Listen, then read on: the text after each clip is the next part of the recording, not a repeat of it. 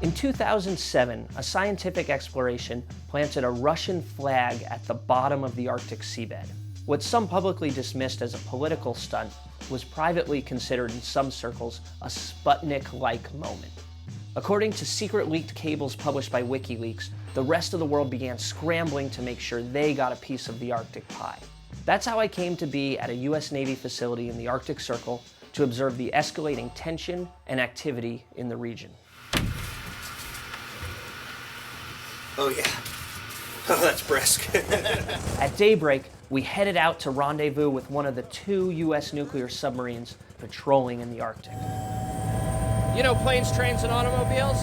The CNN version, ice planes, helicopters, and submarines. The helicopter dropped us and our equipment at the rendezvous site, a 3-foot thick sheet of ice several miles away from the base camp. With no ocean in sight, hundreds of miles from the nearest cell phone tower, it was hard to imagine how on earth a submarine would find me. Are we a go for Iceman surfacing? Over. An X in the ice indicated where the submarine was to surface. Then the ground started to rumble.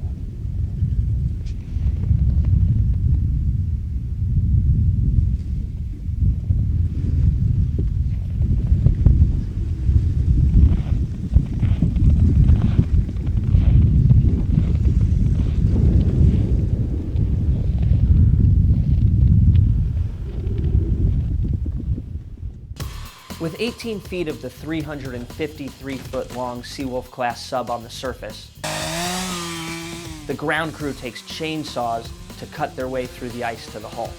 The commanding officer is first up from below. This ship's amazing. Yeah, amazing capabilities up here. After weeks underwater, the crew took a few precious moments of fresh air. Then we loaded our gear and headed below decks.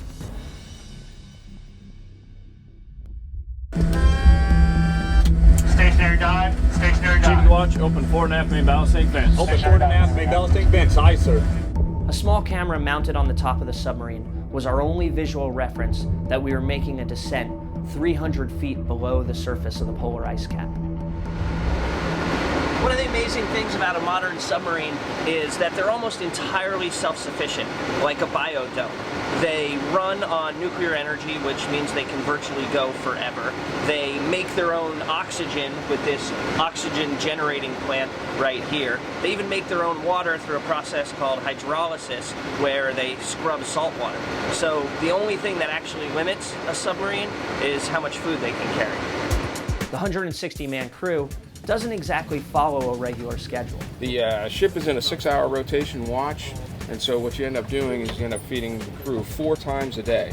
The submarine operates on an 18-hour workday.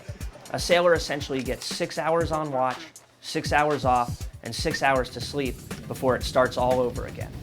After our first meal on board, we began navigating the labyrinthine passageways of the sub. I ran into Petty Officer Joshua Kosan and asked about what life on the sub is like. This is basically your, home away from home.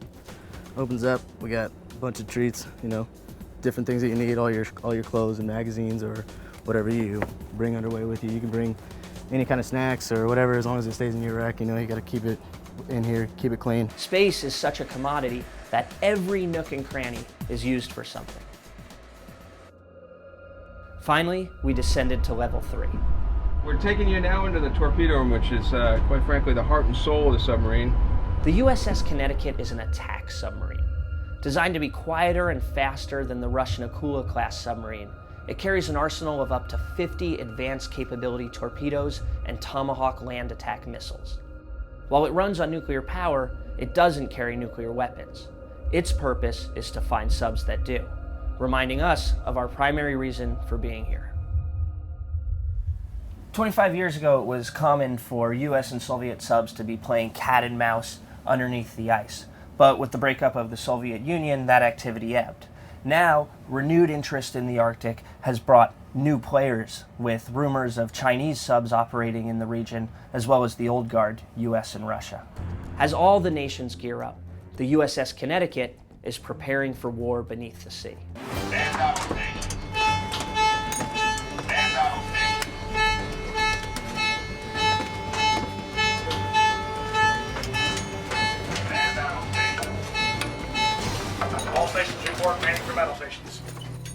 This was just a drill, but the captain reminded the crew of the larger purpose. It's always good to do this, even up here while we conduct the exercises under the ice, because this is our main mission, taking the ship into harm's way and protecting our country. So great job getting on station.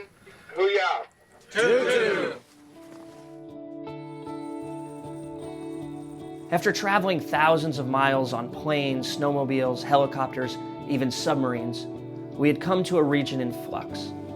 What seemed like a cold wasteland masked a rapidly changing environment. Vast resources are up for grabs in the Arctic.